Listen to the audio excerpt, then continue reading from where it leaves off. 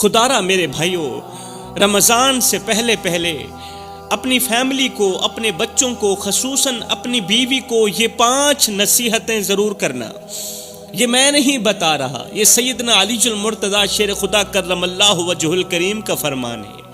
اگر تمہاری بیوی ان 5 گناہوں میں مبتلا رہی، اگر تم نے اپنی بیوی کو 5 نصیحتیں نہ کی تو یاد رکھنا تمہاری بیوی کو ہو سکتا ہے ثواب کی جگہ گناہ ملے، پھر تمہاری بیوی کی کوئی بھی عبادت قبول نہیں ہوگی، تمہارے بچوں کی کوئی بھی عبادت قبول نہیں ہوگی۔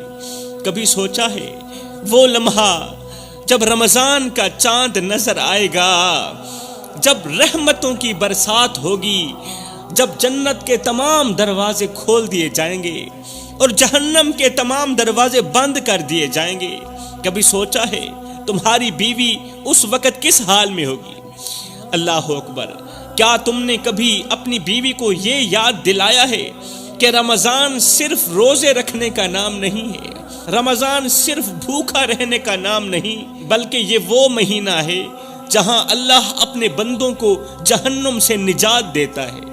اللہ فرماتا ہے یقیناً وہی لوگ کامیاب ہوئے جنہوں نے اپنے نفس کو پاک کر لیا، اپنے اندر کو پاک کر لیا۔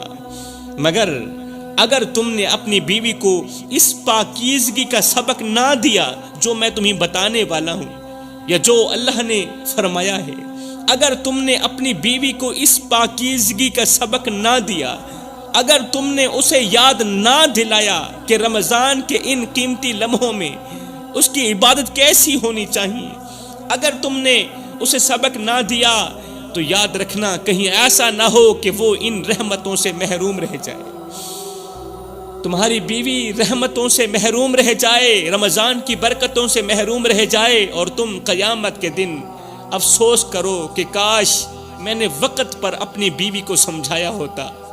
یاد رکھو میرے بھائیوں، عورت کے کردار کی مضبوطی پورے گھر کو جنت بنا سکتی ہے، یہ حقیقت ہے۔ عورت کے کردار کی مضبوطی، عورت کے حیا کی مضبوطی پورے گھر کو جنت بنا سکتی ہے، اور اس کی غفلت پورے خاندان کو گمراہی کے اندھیروں میں دھکیل سکتی ہے، یہ حقیقت ہے۔ کیونکہ عورت کا سب سے بڑا زیور اس کی حیا ہے، عورت کا سب سے بڑا زیور اس کی حیا ہے، اور مرد کی سب سے بڑی کامیابی اس کی نیک بیوی ہے، اس کی بیوی کی نیکی ہے۔ اگر تم نے اپنی بیوی کو وقت پر نہ سمجھایا، وقت پر سبق نہ دیا، وقت پر درس نہ دیا، اگر تم نے اسے نہ بتایا کہ رمضان کا ایک ایک لمحہ بہت زیادہ قیمتی ہے، سونے سے بھی زیادہ قیمتی ہے، ہیرے چاندی سے بھی زیادہ قیمتی ہے، تو پھر یاد رکھنا اس کا حساب تم سے بھی لیا جائے گا۔ کل قیامت کے دن بیوی کا حساب تم سے بھی لیا جائے گا، کیونکہ جس گھر میں دین نہیں وہاں دنیا بھی بے برکت ہو جاتی ہے، اور جس دل میں اللہ کا خوف نہ ہو وہاں سکون کبھی نہیں آتا۔ سوچو اگر تمہاری بیوی آج غفلت میں ہے، غفلت میں ڈوبی ہوئی ہے، اگر اس کی عبادت کمزور ہے، اگر وہ رمضان کی عظمت کو نہیں سمجھ پاتی، تو کیا تم اس کے لیے قیامت کے دن جواب دہ نہیں ہوگے؟ کیا اللہ تم سے جواب نہیں لے گا؟ کہیں ایسا نہ ہو کہ شیطان تمہیں بہلا کر غفلت میں ڈال دے، اور جب تم ہوش میں آؤ تو وقت نکل چکا ہو۔ حضرت سیدنا علی المرتضیٰ شیر خدا کرم اللہ وجہہ الکریم سے پوچھا گیا، حضرت جلدی بتائیں وہ کون سی 5 نصیحتیں ہیں جو رمضان کے آنے سے پہلے پہلے اپنی فیملی کو کرنی چاہیے، بیوی کو کرنی چاہیے؟ سیدنا علی المرتضیٰ شیر خدا نے فرمایا پہلی نصیحت بیوی کو حیا اور پاکیزگی کا درس دو۔ رمضان کے آنے سے پہلے پہلے تم پر لازم ہے، تم پر فرض ہے، رمضان کے آنے سے پہلے پہلے اپنی بیوی کو، اپنی ماں کو، اپنی بہن کو، اپنی بیٹی کو پاکیزگی کا درس ضرور دو، حیا اور پاکیزگی کا درس۔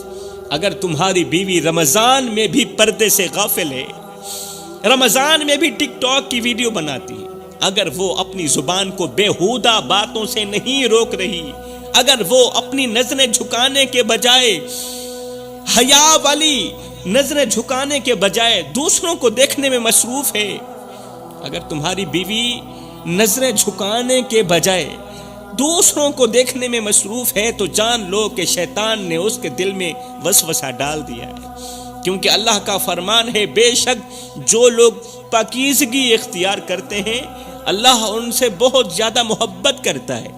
ہمیشہ اللہ تعالیٰ پاک لوگوں سے ہی محبت کرتا ہے۔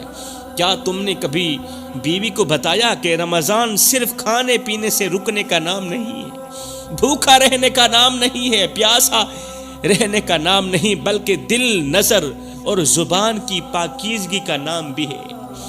یہ دل، نظر اور زبان کی پاکیزگی کا مہینہ ہے۔ کیا تم نے بیوی کو یاد دلایا کہ اگر اس نے رمضان میں بھی اپنی حیا کو محفوظ نہ رکھا، اگر تمہاری بیوی نے رمضان المبارک کے بابرکت مہینے میں بھی اپنی غیرت کو محفوظ نہ رکھا تو کیا وہ اللہ کی محبت حاصل کر سکے گی؟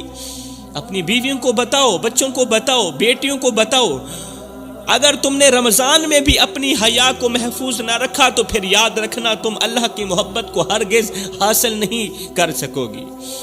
رمضان کے روزے رکھ کر بھی اللہ کی محبت کو نہیں پا سکو گی۔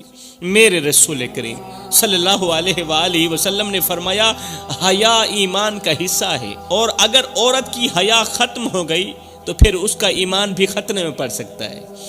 عورت کی حیا ختم ہو گئی تو عورت کا ایمان خطرے میں پڑ سکتا ہے، کیونکہ حیا ایمان کا حصہ ہے۔ حیا وہ روشنی ہے جو عورت کے کردار کو چمکا دیتی ہے۔ حیا وہ روشنی ہے جو تمہاری عورتوں کے کردار کو چمکا دیتی ہے، اور بے حیائی وہ اندھیرا ہے جو اس کے نصیب کو برباد کر دیتا ہے۔ اگر بیٹیوں کا اچھا نصیب چاہتے ہو، اگر بہنوں کا اچھا نصیب چاہتے ہو تو حیا کا درس دو۔ اگر تم نے اپنی بیوی کو یہ نہ بتایا کہ رمضان کا پہلا سبق ہی حیا ہے، رمضان کا پہلا سبق ہی حیا ہے، تو تم نے اس کا حق ادا نہیں کیا۔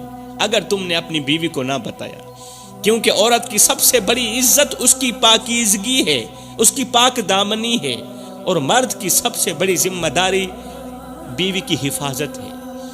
کیا تم قیامت کے دن اس کی بے حیائی کے اعمال کا بوجھ اٹھانے کے لیے تیار ہو میرے بھائیو؟ کس کی بے حیائی؟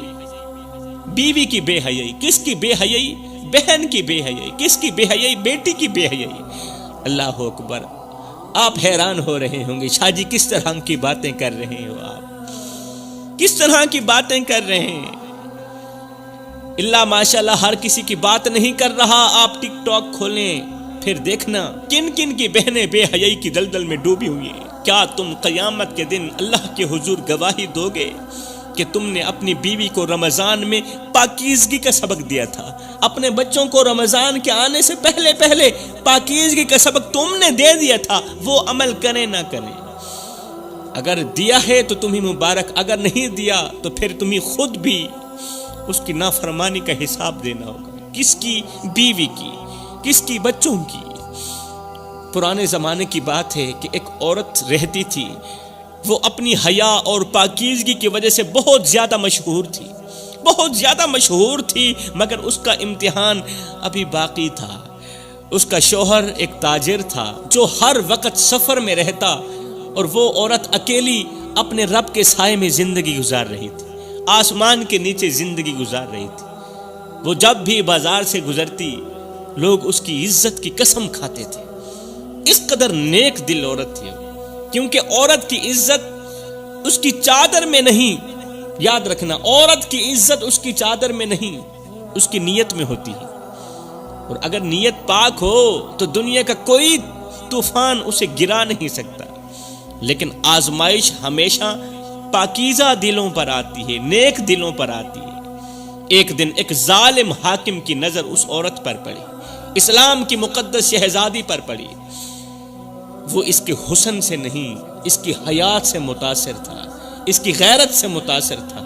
وہ جو ظالم حکمران تھا نا، ظالم حاکم تھا، اس نے اس نیک دل خوبصورت عورت کو دیکھا، دیکھتے ہی فریفتہ ہو بیٹھا۔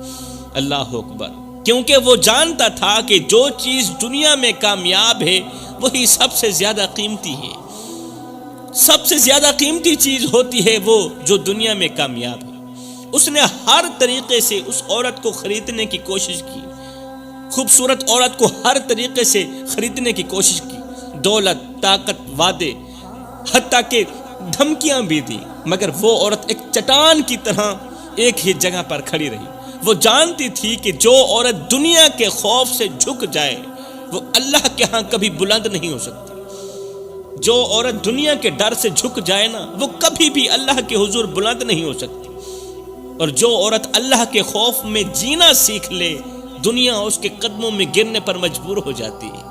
اللہ کے خوف میں جینا سیکھو تو صحیح، اللہ تعالیٰ ساری دنیا تمہارے قدموں میں ڈال دے گی۔ یہ سب دیکھ کر ظالم حاکم نے اسے قید کرنے کا حکم دے دیا۔ جب اس عورت نے ٹس سے مس ہی نہ کیا، بار بار انکار کرتی رہی کہ میں تم جیسے ظالم حاکم سے شادی کرنا گوارا نہیں کرتی، یہ سب کچھ سن کر، جان کر، دیکھ کر ظالم حاکم نے اسے قید کرنے کا حکم دے دیا۔ دن مہینوں میں بدلے مگر اس نے اپنی عزت پر آنچ نہ آنے دی۔ قید میں رہنے کی وجہ سے، بند کوٹھی میں رہنے کی وجہ سے عورت کا جسم کمزور ہو گیا، عرصہ گزر گیا، قید میں رہی، چہرہ مرجھا گیا مگر اس کی روح چمکتی رہی، چہرہ سیاہ ہو گیا مگر روح 14ویں رات کے چاند کی طرح چمکتی رہی۔ آخر کار اس کی استقامت نے ظالم کو توڑ کے رکھ ہی دیا۔ نیک دل عورت کی استقامت نے، اس کے صبر نے، اس کی طاقت نے ظالم کو توڑ دیا۔ جب وہ قید سے آزاد ہوئی تو لوگ حیران تھے کہ ایک کمزور عورت نے طاقتور ظالم کو کیسے شکست دی۔ وہ عورت مسکرائی جب قید سے آزاد ہوئی نا، جب جیل سے باہر نکلی تو وہ عورت مسکرا کر کہنے لگی کہ عورت کی سب سے بڑی طاقت اس کا حسن نہیں، اس کی حیا ہوتی ہے۔ عورت کی سب سے بڑی طاقت اس کی خوبصورتی نہیں ہے، اس کی حیا ہوتی ہے۔ اور جس نے اپنی حیا بیچ دی اس کے پاس کچھ بھی باقی نہیں رہا۔ دنیا کی سب سے قیمتی چیز عزت ہے، جو کھو جائے تو پھر واپس نہیں آتی، اور جو بچا لے وہ بادشاہوں سے بھی زیادہ قیمتی ہو جاتا ہے۔ اللہ اکبر۔ یہ دنیا آزمائش کا گھر ہے، جو اپنے نفس کو بیچ دے وہ دنیا میں چند دن جیتا ہے، جو اپنے نفس کو بیچ دے وہ دنیا میں چند دن جیتا ہے، مگر جو اپنی عزت بچا لے، جو اپنی عزت بچا لے وہ رہتی دنیا تک زندہ رہتا ہے۔ اور جو اللہ کے لیے قربانی دے دے، اللہ کے نام پر قربان ہو جائے، اللہ اسے کبھی ضائع نہیں کرتا۔ اللہ آزماتا ضرور ہے مگر تنہا اکیلا نہیں چھوڑتا۔ حضرت سیدنا علی المرتضیٰ شیر خدا نے فرمایا، دوسری نصیحت، بیوی کو زبان کی حفاظت اور بد زبانی سے بچنے کی تلقین کرو۔ اگر تمہاری بیوی رمضان میں بھی اپنی زبان کا غلط استعمال کر رہی ہے، اگر وہ دوسروں کی برائی میں وقت گزار رہی ہے، چغل خوری میں وقت گزار رہی ہے، اگر وہ بے مقصد باتوں، غیبت، طنز اور جھوٹ میں لگی ہوئی ہے، تو جان لو کہ وہ روزہ رکھ کر بھی اپنا ہی نقصان کر رہی ہے۔ سوچو، اگر وہ اپنے روزے کے دوران اپنی زبان کی حفاظت نہ کر سکی تو کیا وہ اللہ کی رحمت کی مستحق ہوگی؟ وہ رمضان کی برکتوں کی مستحق ہوگی جو اپنی زبان کی بھی حفاظت نہیں کر سکی؟ اگر اس کی زبان سے مسلسل وہ الفاظ نکل رہے ہیں جو دوسروں کو تکلیف دے رہے ہیں، جو رشتوں میں درار ڈال رہے ہیں، تو کیا وہ واقعی کامیاب ہو سکتی ہے؟ ہرگز نہیں، بالکل بھی کامیاب نہیں ہو سکتی۔ میرے رسول کریم صلی اللہ علیہ وآلہ وسلم نے فرمایا، جس نے جھوٹ اور غلط کام نہ چھوڑے، اللہ کو اس کے بھوکا پیاسا رہنے کی کوئی ضرورت نہیں، اللہ کو اس کے روزے کی کوئی ضرورت نہیں۔ جس نے جھوٹ نہیں چھوڑا، جس نے غلط کام نہیں چھوڑے، جان لو میرے بھائیو، انسان کا سب سے بڑا دشمن اس کی اپنی زبان ہے، اور جو زبان کو قابو میں نہ رکھ سکے وہ اپنی عزت اور نیکی کو برباد کر دیتا ہے۔ جو عورت زبان کے وار سے دوسروں کے دل زخمی کرے وہ خود کبھی خوش نہیں رہ سکتی، کبھی بھی خوش نہیں رہ سکتی۔ کبھی کبھی ایک لفظ رشتوں کو جوڑ دیتا ہے، ایک چھوٹا سا لفظ کبھی کبھار رشتوں کو جوڑ دیتا ہے، اور کبھی ایک جملہ محبت کو ہمیشہ کے لیے ختم کر دیتا ہے، دلوں میں نفرتیں، کدورتیں بھر دیتا ہے۔ اگر تم نے اپنی بیوی کو یہ نہ سکھایا کہ رمضان میں زبان کا روزہ بھی ضروری ہے، رمضان میں زبان کا روزہ بھی ضروری ہے، اگر تم نے بیوی کو نہ بتایا کہ یہ مہینہ نہ صرف جسم بلکہ دل اور زبان کو بھی پاک کرنے کے لیے آیا ہے، اگر تم نے بیوی کو یہ درس نہ دیا تو یاد رکھنا، جس گھر میں عورت کی زبان بے قابو ہو وہاں برکت ہمیشہ کے لیے ختم ہو جاتی ہے، وہاں برکت نہیں رہتی۔ بنی اسرائیل میں ایک عورت رہتی تھی جس کی زبان تیز اور بے قابو تھی، ہر وقت اپنی زبان کو تیز چھری کی طرح چلاتی رہتی تھی۔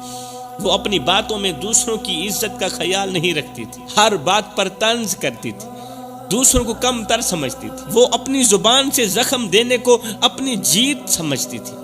اس کا شوہر ایک نیک دل انسان تھا جو ہمیشہ صبر سے اس کی سخت باتیں برداشت کرتا رہتا تھا۔ وہ اسے بار بار سمجھاتا کہ زبان کا زخم تلوار کے زخم سے زیادہ گہرا ہوتا ہے، بیوی کو بار بار سمجھاتا تھا کہ یہ جو زبان کا زخم ہے نا، یہ تلوار کے زخم سے زیادہ گہرا ہوتا ہے، کیونکہ تلوار کا زخم بھر جاتا ہے مگر زبان کے دیے ہوئے زخم کبھی نہیں بھرتے۔ مگر اس کی عورت کو کبھی اپنی غلطی کا احساس نہ ہوا، وہ سمجھتی تھی کہ الفاظ بس ہوا میں اڑ جاتے ہیں، ان کا کوئی حساب نہیں ہوتا۔ وقت گزرتا گیا میرے بھائیوں، پھر کیا ہوا آگے سنیے۔ اس عورت کا رویہ مزید سخت ہوتا گیا۔ ایک دن ایک معمولی سی بات پر اس نے اپنے شوہر کو ایسے الفاظ بولے جو اس کے دل کو توڑ کر رکھ گئے، چکنا چور کر دیا۔ بیوی کا ستایا ہوا شوہر خاموشی سے گھر سے نکلا، کچھ اس طرح نکلا کہ پھر کبھی واپس نہ آیا۔ دن مہینے سال گزر گئے مگر وہ شخص واپس نہ آیا۔ عورت کا غرور آہستہ آہستہ اب پچھتاوے میں بدلتا گیا۔ اس کی زبان جو کبھی دوسروں کو نیچا دکھانے میں مصروف رہتی تھی اب ہر وقت خاموش رہنے لگی۔ ہر وقت اب زبان خاموش ہو گئی مگر وقت گزر چکا تھا۔ الفاظ جب زہر بن جائیں تو رشتے مرجھا جاتے ہیں، اور جب ندامت جاگتی ہے تو وقت سو چکا ہوتا ہے۔ سالوں بعد ایک دن وہ عورت قریبی بستی کے کنویں پر گئی جہاں اس نے کسی بوڑھے کو بیٹھے ہوئے دیکھا۔ وہ فقیر نظر اٹھا کر عورت کو دیکھا، نظر اٹھا کر بولا، بیٹی ایک بات تو بتا، دنیا میں سب سے خطرناک چیز کون سی؟ عورت نے جواب دیا، زہر ہے جو انسان کی جان لے لیتا ہے۔ دنیا میں خطرناک چیز زہر ہے جو انسان کی جان لے لیتا ہے۔ بوڑھے نے افسوس سے مسکرا کر کہا، نہیں بیٹی، سب سے بڑا زہر وہ الفاظ ہوتے ہیں جو دلوں کو مار دیتے ہیں، جو زندہ رشتوں کو مردہ بنا دیتے ہیں۔ سب سے خطرناک الفاظ ہوتے ہیں۔ یہ سن کر عورت کے ہاتھ کانپنے لگے، کیونکہ وہ جانتی تھی کہ اس کی زبان کے الفاظوں نے نہ جانے کتنوں کے دل توڑ رکھے ہیں۔ کچھ الفاظ زخم نہیں دیتے بلکہ قبریں کھود دیتے ہیں، اور جب احساس ہوتا ہے تو مرنے والا واپس نہیں آتا، وہ قبر میں جا چکا ہوتا ہے۔ زبان کا زخم وہ آگ ہے میرے بھائیوں جو ساری خوشیوں کو جلا دیتی ہے۔ جب دل راکھ ہو جاتا ہے نا تو پھر پچھتاوے کے آنسو بھی نہیں بجھا سکتے اس آگ کو۔ جو عورت زبان کو قابو میں رکھ لے وہ محبتوں کی ملکہ بن جاتی ہے، اور جو عورت اپنی زبان کو آزاد چھوڑ دے وہ ایک دن سب کچھ کھو بیٹھتی ہے۔ یہ دنیا بدلے میں کچھ دے نہ دے مگر اللہ ہر چیز کا حساب لے گا میرے بھائیوں، اور جو الفاظ دوسروں کو رلا دیتے ہیں وہ ایک دن خود انسان کو رلا دیں گے۔ حضرت سیدنا علی المرتضیٰ شیر خدا نے فرمایا، تیسری نصیحت، بیوی کو فضول خرچی اور بے برکتی سے بچنے کی تلقین کرو۔ فضول خرچی سے اور بے برکتی سے بچنے کی تلقین کرو۔ اگر تمہاری بیوی رمضان میں بھی فضول خرچی کر رہی ہے، اگر وہ ہر چیز میں اسراف کرتی ہے، اگر اس کا دل دنیا کی زرق برق میں الجھا ہوا ہے، اور اگر وہ روزے کی برکتوں کو چھوڑ کر بازاروں میں بھاؤ تاؤ میں مصروف ہے، تو جان لو کہ وہ اپنے ہی ہاتھوں سے رحمتوں کو کھو رہی ہے۔ اللہ کا فرمان ہے کہ فضول خرچ کرنے والے شیطان کے بھائی ہیں۔ جان لو وہ عورت کبھی خوش نہیں رہ سکتی جو اپنی خواہشات کی غلام بن بیٹھی ہو، اور وہ گھر کبھی بابرکت نہیں ہو سکتا جہاں رزق کی قدر نہ کی جائے۔ جو عورت رمضان میں بھی فضول خرچی سے باز نہیں آتی وہ حقیقت میں اپنے گھر سے برکت کو خود نکال رہی ہوتی ہے۔ دولت ہمیشہ رہنے والی چیز نہیں میرے بھائیو، مگر برکت ہمیشہ رہنے والی چیز ہے۔ برکت ہمیشہ رہتی ہے، اور برکت صرف ان لوگوں کو ملتی ہے جو اللہ کے دیے ہوئے رزق کی قدر کرتے ہیں۔ اگر تم نے اپنی بیوی کو یہ نہ سکھایا کہ رمضان قناعت، سادگی اور برکت کا مہینہ ہے، اگر تم نے اسے نہ روکا کہ وہ ہر چیز میں اسراف نہ کرے، تو یاد رکھو جس گھر میں نعمتوں کی قدر نہ ہو وہاں دولت آتی ہے مگر سکون نہیں آتا۔ دولت آتی ہے مگر سکون نہیں آتا۔ فرمایا چوتھی نصیحت، بیوی کو عبادت میں سستی اور وقت کے ضیاع سے بچنے کی تلقین کرو۔ بیوی عبادت میں سستی نہ کرے اور وقت ضائع بھی نہ کرے۔ اگر تمہاری بیوی رمضان کے مبارک مہینے میں بھی عبادت میں سستی کر رہی ہے، اگر وہ سحری کے بعد سونے میں وقت برباد کر دیتی ہے، خراٹے لینے میں وقت برباد کر دیتی ہے، اگر وہ دن بھر صرف گھر کے کاموں اور دنیاوی باتوں میں لگی رہتی ہے، اور اگر وہ راتوں کو تراویح اور تہجد کے بجائے فضول مشاغل میں گزار دیتی ہے وقت، تو جان لو کہ وہ اپنی قسمت کے بہترین لمحے ضائع کر رہی ہے۔ وہ اپنی قسمت کے بہترین لمحے موبائلوں کو دے رہی۔ ایک شخص تھا جو اپنی زندگی کی دوڑ میں آگے بڑھتا جا رہا تھا، وہ ہر چیز حاصل کر چکا تھا، مگر اس کے دل میں ایک بے نام سی بے چینی تھی۔ دولت، شہرت، عزت، ہر چیز اس کے پاس تھی، مگر ایک چیز کی ہمیشہ کمی محسوس ہوتی تھی، ایک ایسی کمی جس کا اسے خود بھی اندازہ نہیں تھا۔ وہ زندگی کے مزے لوٹتا جا رہا تھا، مگر اندر ہی اندر کسی انجانی کیفیت کا شکار تھا۔ ایک دن وہ اپنے دفتر میں بیٹھا ہوا تھا کہ اچانک اسے شدید سینے میں درد محسوس ہوا۔ دفتر میں بیٹھا ہے، اچانک سینے میں درد محسوس ہوا۔ وہ کرسی سے اٹھنے کی کوشش کرنے لگا، جلدی اٹھوں، کوئی گولی ٹکی کھاؤں، مگر جسم نے اس کا ساتھ چھوڑ دیا۔ چند لمحوں میں ہی ہر چیز دھندلی ہونے لگی۔ یہ شخص بے ہوش ہو گیا۔ تھوڑی دیر بعد جب اسے ہوش آیا تو یہ شخص ہسپتال میں پڑا تھا۔ خود کو ہسپتال میں پایا۔ ڈاکٹر نے اس کی طرف دیکھا اور کہا تمہیں دل کا شدید دورہ پڑا ہے، اور اگر کچھ دیر اور ہو جاتی تو شاید تم ہمیشہ کے لیے ختم ہو جاتے۔ یہ شخص حیرت اور خوف میں ڈوب گیا۔ وہ زندگی بھر دنیا کے پیچھے بھاگتا رہا، مگر آج جب زندگی خود اس کا ساتھ چھوڑنے کے قریب تھی تو اسے احساس ہوا کہ وہ کتنا خالی تھا۔ اس کے ہاتھ خالی تھے، اس کی آنکھوں سے آنسو بہنے لگے۔ وہ سوچنے لگا کہ اگر آج میں مر جاتا تو کیا لے کر جاتا، اچانک میں مر بھی جاتا تو ساتھ کیا لے کر جاتا؟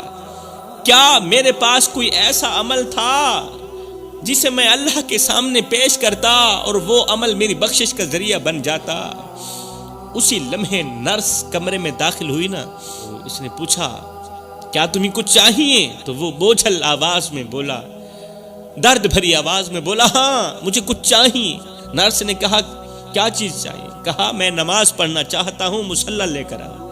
اس شخص کو حیرت سے دیکھا جسے وہ یقین نہ کر پا رہی ہو کہ ایک شخص جو پوری زندگی نماز سے دور رہا، روزے سے دور رہا، رمضان سے دور رہا، آج دوسری بار زندگی ملنے کے بعد فوراً وہ مصلی مانگ رہا ہے، مگر اب بہت دیر ہو چکی تھی۔ اس نے وضو کرنے کے لیے ہاتھ بڑھایا، مگر ہاتھوں میں سکت نہیں تھی۔ وہ سجدے میں سر جھکانے کے لیے اٹھنا چاہتا تھا، قیام کرنے کے لیے، رکوع کرنے کے لیے اٹھنا چاہتا تھا، مگر جسم میں حرکت نہیں تھی۔ وہ کانپتے لبوں سے بس یہی کہہ رہا تھا، یا اللہ مجھے ایک موقع اور دے دے، اللہ میں سجدہ کرنا چاہتا ہوں، مجھے ایک موقع اور دے دے، میں نماز پڑھنا چاہتا ہوں، مجھے ایک موقع اور دے دے۔ مگر وقت کسی کے لیے نہیں رکتا میرے بھائیوں۔ آنکھوں کے سامنے اندھیرا چھانے لگا، سانسیں بھاری ہونے لگی اور زندگی کی ریت ہاتھ سے پھسل گئی، اور وہ بے بسی سے دیکھتا رہ گیا، مگر اب واپسی کا کوئی راستہ نہیں تھا۔ زندگی نے مہلت دی، ٹائم دیا، مگر اس نے نماز کو وقت نہ دیا۔ آج وقت نے موقع چھین لیا، وقت نے سب کچھ چھین لیا۔ آج وہ نماز کے لیے ترس رہا ہے، دنیا نے ہر کامیابی دے دی مگر آخرت کے لیے کچھ نہ چھوڑا۔ آج دنیا بھی ہاتھ سے جا رہی ہے اور آخرت بھی خالی ہے۔ دنیا بھی ہاتھ سے جا رہی ہے اور آخرت کے لیے بھی کچھ اکٹھا نہیں کیا۔ جب تک زندگی باقی ہے سجدے کر لو میرے بھائیو، نماز پڑھ لو، کیونکہ ایک دن ایسا آئے گا جب تم سجدہ کرنا چاہو گے مگر تمہارا جسم تمہارا ساتھ چھوڑ چکا ہوگا۔ نماز کو چھوڑنے والا شخص ہمیشہ کہتا ہے کہ کل پڑھ لوں گا، مگر اسے خبر نہیں کہ ایک دن وہ کل بھی نہیں آئے گا۔ حضرت سیدنا علی المرتضیٰ شیر خدا فرماتے ہیں، 5ویں نصیحت، بیوی کو دل کی پاکیزگی اور دوسروں کے حق میں خیر خواہی کی تلقین کرو۔ اگر تمہاری بیوی رمضان میں بھی دوسروں کے لیے حسد، بغض اور کینہ دل میں رکھے ہوئے ہے، اگر وہ دوسروں کی خوشیوں کو دیکھ کر جلن محسوس کرتی ہے، اگر وہ اپنے دل میں نفرتیں پالتی ہے اور دوسروں کو معاف نہیں کرتی، تو جان لو وہ روزہ رکھ کر بھی صرف بھوکی پیاسی رہ رہی ہے مگر روزے کا ثواب نہیں ملے گا۔ میں دعا کرتا ہوں اللہ تعالی ہمیں رمضان کا ادب و احترام کرنے کی توفیق عطا فرمائے۔ آمین ثم آمین، وما علینا الا البلاغ المبین۔